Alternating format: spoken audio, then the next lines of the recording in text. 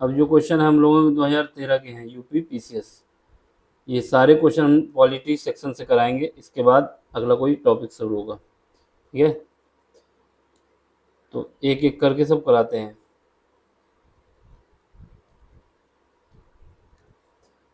देखो पहला क्वेश्चन क्या है, इसमें कह रहा है हमारे संविधान के किस भाग में 3 सोपानों में पंचायत बनाने की परिकल्पना की गई। सोपानों का मतलब होता है स्टेप, यानी सबसे पहले होगा सेंट्रल गवर्नमेंट, फिर उसके बाद होगा स्टेट गवर्नमेंट, यहाँ पे सेंट्रल गवर्नमेंट है, यहाँ पे स्टेट गवर्नमेंट है, फिर इसके बाद नीचे जो होगा वो पंचायती व्यवस्था होगी। ठीक है, तो जो पंचायती की बात की गई है, जो पंचायत राज की बात की गई है, उसके लिए जो आर्टिकल है वो हमारा आर्टिकल होता है 243, और जो भाग है या पार्ट है वो कितना है, भाग 9। तो ऑप्शन ए हो जाएगा, भाग 9 है, भाग 9। अगर शेड्यूल पूछता है तो शेड्यूल है 11। ठीक, तो ये क्वेश्चन सेम हो गया ये, इसमें ऑप्शन क्या आ जाएगा, भाग 9। अगला क्वेश्चन देख लो, अगला क्वेश्चन क्या है, संसद के सूचना के अधिकार अधिनियम, संसद के सूचना के अधिकार अधिनियम को भारत के राष्ट्रपति की स्वीकृति कब मिली, यानी भारत के राष्ट्रपति ने कब उस पर साइन किया था। तो याद रखना ये 15 जून 2005 को भारत के राष्ट्रपति ने इसकी अनुमति दे दी थी और ये लागू हो गया। तो कोई भी बिल हो, पहले लोकसभा या राज्यसभा किसी से एक पास हो, लोअर हाउस या अपर हाउस, इसके बाद राष्ट्रपति, यानी अगर राष्ट्रपति उसमें साइन नहीं करता जब तक वो बिल नहीं माना जाएगा, पास नहीं माना जाएगा। मतलब ये 3 प्रोसेस हैं बिल बनने के। तो इसका मतलब ये हुआ कि ये 15 जून से स्टार्ट भी हो गया सूचना का अधिकार अधिनियम। इसके बाद पंचायत समिति के सदस्य थे। ठीक है, पंचायत समिति के सदस्य कौन कौन थे ये देखना है। ठीक है, देखो इसमें जो है मेन बात तो पॉइंट पूछा गया है कौन सी सही है कौन सा गलत है। खंड विकास अधिकारी द्वारा मनोनीत किए जाते हैं, जो पंचायत समिति के सदस्य होते हैं वो खंड विकास अधिकारी द्वारा मनोनीत किए जाते हैं, ये बात गलत है, मनोनीत नहीं किए जाते। जिला पंचायत अध्यक्ष द्वारा मनोनीत किए जाते हैं, ये बात भी गलत है। ये लोग जो हैं सीधे निर्वाचित किए जाते हैं, प्रत्यक्ष रूप से जनता द्वारा निर्वाचित किए जाते हैं पंचायत समिति के सदस्य। ऑप्शन सी हो जाएगा। अगला क्या है, जिस समिति ने लोकतांत्रिक विकेंद्रीकरण और पंचायत राज की सिफारिश की थी उसका सभापति कौन था, यानी चेयरमैन कौन थे, जिन्होंने कहा था कि सेंट्रलाइज किया जाए पावर को और गांव तक पहुंचाया जाए। तो इसकी जो समिति बनी थी वो ये, इसके जो अध्यक्ष थे वो बलवंत राय मेहता थे। ठीक है, इनकी सिफारिश पे ही 1957 में इनकी कमेटी बनी और उसके बाद 1959 में पहली बार राजस्थान के नागौर जिले में पंचायती राज व्यवस्था चालू की गई। Option D. इसके बाद अगला क्वेश्चन है, इसमें क्या है, भारत के सर्वोच्च न्यायालय के संबंध में निम्नलिखित में से कौन सा कथन सही है। ठीक है, इसका केवल मूल क्षेत्राधिकार नहीं, इसका ऐसी बात नहीं है, ओरिजिन जहां पर कोई कांड हुआ वहां तक क्षेत्राधिकार ऐसा नहीं है। इसके बाद इसका अपीली क्षेत्राधिकार है, ये बात भी गलत है। इसका केवल परामर्श संबंधी क्षेत्राधिकार है, ये बात भी गलत है। यानी सुप्रीम कोर्ट के पास मूल अधिकार है, अपीली है और परामर्श, किसी भी प्रकार का अधिकार सुप्रीम कोर्ट के पास है। ठीक है, अगला क्वेश्चन देख लो, बॉम्बे, मद्रास और कलकत्ता में उच्च न्यायालय की स्थापना कब की गई थी। 1861 का अधिनियम लाया गया था, उसके तहत रखी गई थी। तो ऑप्शन ए। अगला क्वेश्चन है, लोकसभा में एंग्लो इंडियन समुदाय के प्रतिनिधित्व के लिए प्रावधान संविधान के किस आर्टिकल में किया गया है। पहले, अब तो ये खत्म कर दिया गया है, यानी उस समय 331 के तहत था, लेकिन अब इसको खत्म कर दिया गया, समाप्त कर दिया गया है। तो अगर अब करंट में आता है क्वेश्चन तो ये बताएंगे 0, मतलब समाप्त कर दिया गया है। अनुसूचित जातियों और अनुसूचित जनजातियों के लिए एक राष्ट्रीय आयोग गठित करने का प्रावधान संविधान के किस आर्टिकल में है, तो हम बताएंगे ये आर्टिकल जो है 338 और 338A में है। इसके बाद 338 बीच जोड़ा गया है, जो अलग से जोड़ा गया है किसके लिए, जो ईडब्ल्यू यानी इकोनॉमिक्स, जिनके फाइनेंशियल जो है सपोर्ट कम है, यानी जिनकी सालाना जो इनकम है वो 8 लाख से कम है, ठीक है, उनके लिए जोड़ा गया। इसमें देख लो अगला क्वेश्चन, निम्नलिखित में कौन एक संवैधानिक निकाय नहीं है। तो उस समय योजना आयोग था, योजना आयोग संवैधानिक निकाय नहीं था। अब इसकी जगह पे नीति आयोग आ गया है, वो भी संवैधानिक निकाय नहीं है। अगला क्वेश्चन देख लो, निम्नलिखित में से कौन राज्य सरकार तथा स्थानीय शासन के बीच राजस्व बंटवारे के लिए उत्तरदायी है। तो ये काम दिया गया है राज्य वित्त आयोग को, दोनों के बीच जो फाइनेंशियल है वो किसको कितना दिया जाएगा ये बताता है। अगला क्वेश्चन है, निम्नलिखित राज्यों में से 1967 और 71 के मध्य अधिकतम गठबंधन की सरकार कहाँ पर बनी, यानी सबसे ज़्यादा गठजोड़ की सरकार बनी थी, ठीक है। तो ये राज्य था बिहार, जहाँ पर सबसे ज़्यादा गठजोड़ की सरकार बनी। आज भी वहाँ गठजोड़ से ही काम चलता है। उत्तर प्रदेश विधान परिषद की संपूर्ण सदस्य संख्या, देखो वैसे प्रेजेंट टाइम पे 100 लोग हैं, लेकिन मैक्सिमम कितने हो सकते हैं, 108, क्योंकि जितने भी टोटल होते हैं उनका 1/3 लिया जाता है। अगला क्वेश्चन क्या है, भारतीय संविधान के निम्नलिखित अनुच्छेदों में से किस एक के अंतर्गत विधान परिषद की स्थापना या समाप्ति की व्यवस्था की गई है, ठीक है। विधान परिषद बन सकता है या फिर उसको समाप्त किया जा सकता है। तो ये आर्टिकल कौन सा है, 169 के तहत विधानसभा की गठन किया जा सकता है या फिर समाप्त किया जा सकता है। अगला क्वेश्चन है, निम्नलिखित कथनों में से कौन सही नहीं है। पहला देख लो, संविधान संशोधन विधेयक संसद के दोनों सदनों द्वारा अलग अलग विशेष बहुमत से पारित होना चाहिए, ये बात सही है। सर्वोच्च न्यायालय में संविधान संबंधी मामलों की सुनवाई कम से कम 5 न्यायाधीशों द्वारा की जाती है, ये बात भी सही है। प्रेस की स्वतंत्रता, मूल अधिकार, वाक स्वतंत्रता और अभिव्यक्ति की स्वतंत्रता सम्मिलित है, ये बात भी सही है। जाकिर हुसैन भारत के प्रथम उपराष्ट्रपति थे, नहीं ये बात गलत है। तो ऑप्शन हमारा यही हो जाएगा, क्योंकि जो गलत है वही पूछा जा रहा है।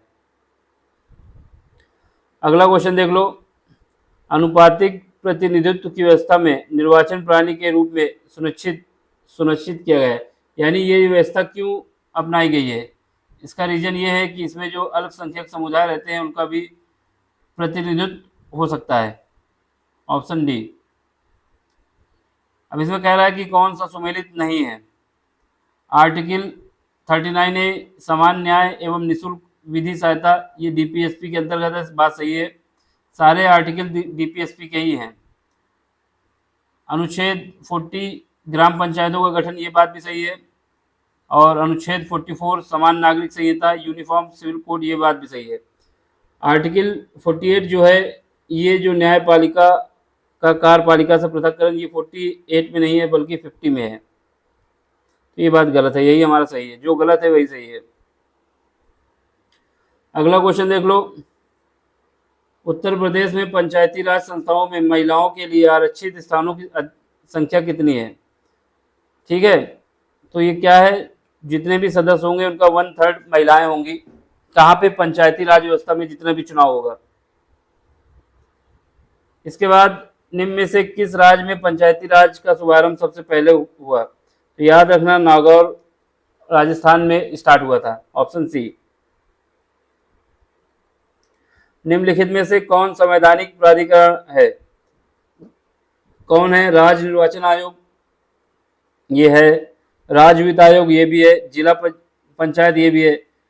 राज्य निर्वाचन अधिकारी कहाँ से हो जाएंगे संवैधानिक, तो ऑप्शन क्या हो जाएगा, 1 2 3, ऑप्शन नंबर बी। अगला क्वेश्चन है, भारत के मुख्य निर्वाचन आयुक्त, बात सुनो, मुख्य निर्वाचन आयुक्त की पदावधि क्या है, यानी वो कब तक अपने पद पर रह सकता है। मुख्य है चीफ इलेक्शन कमीशन, देखो ये कंडीशन ये है कि या तो 6 साल का हो जाए, 6 वर्ष उसका कार्यकाल हो जाए, या फिर 65 वर्ष की आयु हो जाए। जो भी पहले होगा वो उसका रिटायरमेंट होगा। इसके बाद उच्चतम न्यायालय में संविधान के निर्वाचन से संबंधित मामले की सुनवाई करने के लिए न्यायाधीशों की कम से कम संख्या कितनी होनी चाहिए? तो कितनी होनी चाहिए? कम से कम 5 जज। अब क्या है अगला, निम्नलिखित में से किस वाद में उच्चतम न्यायालय ने धारणा व्यक्त की कि मूल अधिकार व्यक्ति को जैसे उसे सबसे अच्छा लगे उस तरह अपनी जिंदगी रूपरेखा तैयार करने के लिए सक्षम बनाते हैं। यानी ये बात किस बात में कही थी कि यानी आपको जैसा मूल अधिकार अच्छा लग रहा है वो आप अपने तरीके से अपनाएं और अपनी ज़िंदगी जिएं। तो ये बात सुप्रीम कोर्ट ने गोरखनाथ बनाम स्टेट ऑफ पंजाब राज्य के विषय में 1967 में कही गई थी। इसमें बताया गया था कि फंडामेंटल राइट्स जो है उसकी पावर ज़्यादा है डीपीएसपी की बिहाफ पे। DPSP, directive principle of state policy. अगला क्वेश्चन देख लो, निम्नलिखित में से किसके द्वारा भारत के नियंत्रक एवं महालेखक परीक्षक का सृजन किया गया है? यानी ये प्रावधान है हमारे संविधान में ही, आर्टिकल है 148। इसका मतलब क्या है? संविधान द्वारा ही है इसका। इसके बाद निम्नलिखित में से कौन राज्यपाल की नियुक्ति करता है? तो याद रखना राज्यपाल की नियुक्ति भारत का राष्ट्रपति ही करता है। किस सदन के सदस्यों द्वारा बहुमत से अविश्वास प्रस्ताव पास होने पर मंत्रिपरिषद को त्यागपत्र देना पड़ता है? यानी अगर लोकसभा में अविश्वास प्रस्ताव लाया जाता है और ये बहुमत से पास हो जाता है तो उस कंडीशन में जो प्रधानमंत्री होते हैं उनको अपना त्यागपत्र देना पड़ता है और दूसरी सरकार बनाने की प्रक्रिया शुरू हो जाती है। तो ऑप्शन ए। धन विधेयक कहाँ पुनः स्थापित किया जाता है? याद रखना धन विधेयक पुनः लोकसभा में ही स्थापित किया जाता है। लोकसभा और राज्यसभा की संयुक्त बैठक द्वारा किसके द्वारा देखो आहूत की जाती है? शब्द लिखा है आहूत। आहूत का मतलब होता है बुलाना, ठीक है। तो याद रखना ये बैठक बुलाता है राष्ट्रपति और जो अध्यक्षता करते हैं वो लोकसभा अध्यक्ष। यहीं पे कंफ्यूजन होती है, आहूत का मतलब है बुलाने की बात हो रही है, आओ आहूत से। संविधान के अंतर्गत न्यायालय से विधि के प्रश्न पर राय लेने का अधिकार किसको है? समझ रहे? संविधान के अंतर्गत न्यायालय से विधि के प्रश्न पर राय लेने का अधिकार किसको है? ये भी भारत के राष्ट्रपति को ही है। निम्नलिखित में कौन भारत के उपराष्ट्रपति का निर्वाचन करता है? यानी जब भारत के उपराष्ट्रपति का चुनाव होता है उपराष्ट्रपति का, तो कौन भाग लेता है? देखो लोकसभा के जितने भी सदस्य हैं मनोनीत हो या ऐसे ही, राज्यसभा के भी जितने सदस्य हैं मनोनीत हो या ना हो, मनोनीत हो या निर्वाचित हो, लेकिन विधानसभा और विधान परिषद का कोई काम नहीं है। Option A. अगला क्वेश्चन, राज्य विधानसभाओं में कोई भी धन विधेयक पुनः स्थापित नहीं किया जा सकता बगैर, मतलब राज्य विधानसभाओं में जब तक राज्यपाल अपनी संतुष्टि नहीं देता जब तक कोई भी धन विधेयक पेश नहीं किया जाएगा। Option B. भारतीय संसद में निम्नलिखित में से कौन शामिल है? लोकसभा, राज्यसभा, ये तो है, ऊपर से राष्ट्रपति भी है, यानी राष्ट्रपति एवं दोनों सदन। निम्नलिखित में से किसकी संतुष्टि पर भारतीय संविधान में मूल कर्तव्य शामिल किए गए? याद रखना ये कमेटी बनी थी स्वर्ण सिंह समिति की सिफारिश के आधार पर। शुरुआत में 1976 में जो 42वां संविधान संशोधन हुआ था उसमें 10 मूल कर्तव्य जोड़े गए थे, फिर 2002 में एक और जोड़ा गया था। तो ऑप्शन सी। अगला क्वेश्चन है, निम्नलिखित में से किस बात में उच्चतम न्यायालय ने धारणा प्रस्तुत की कि उद्देशिका संविधान का भाग है? तो याद रखना ये मामला था बम्बई बनाम यूनियन ऑफ इंडिया। इस मामले में उच्चतम न्यायालय ने कहा कि संविधान में जो उद्देशिका है वो संविधान का भाग है। अगला क्वेश्चन देख लो, राज्य सूची के विषय के संबंध में कानून बना सकती है? देखो राज्य सूची संसद जो है कभी भी स्टेट लिस्ट के विषय में कानून तभी बना सकती है, उसके लिए अलग अलग कंडीशन है, लेकिन इनमें जो कंडीशन दी गई है वो दिया गया है क्या? यदि राज्यसभा का मतलब अपर हाउस, ऐसा संकल्प पारित करता है। पारित तो करेगा, ठीक है। राज्यसभा अगर विशेष बहुमत से पारित करता है तो लोकसभा बना देगी। इसके लिए प्रावधान दिया गया है आर्टिकल 249 पे। ये 12 के हो गए, अब 11 के देख लो। नवयुवक द्वारा 18 वर्ष की आयु पर मताधिकार का पहली बार प्रयोग किया गया था। यानी ये 61वां जो हुआ था संविधान संशोधन, उसके तहत 21 वर्ष की जगह पे क्या कर दिया गया, 18 वर्ष। और ये काम हुआ था जब पहली बार पार्टिसिपेट किए थे 1889 में। भारतीय संविधान के निम्नलिखित में से किस अनुच्छेद के अंतर्गत विधानसभा को विधान परिषद का सृजन करने का प्रस्ताव की इजाजत है। यानी विधानसभा प्रस्ताव रखेगी कि विधान परिषद हमको चाहिए अपने स्टेट में, फिर उसके बाद साधारण बहुमत से लोकसभा बना सकती है। तो ऑप्शन क्या है, 169 के तहत ये प्रावधान है। भारत की संसद के संबंध में निम्नलिखित में से कौन सा कथन सही नहीं है, देखना। संविधान में एक संसदीय प्राणी की सरकार का प्रावधान है, ठीक। संसद का सर्व प्रमुख कार्य मंत्रिमंडल का प्रावधान करना, ये बात भी सही है।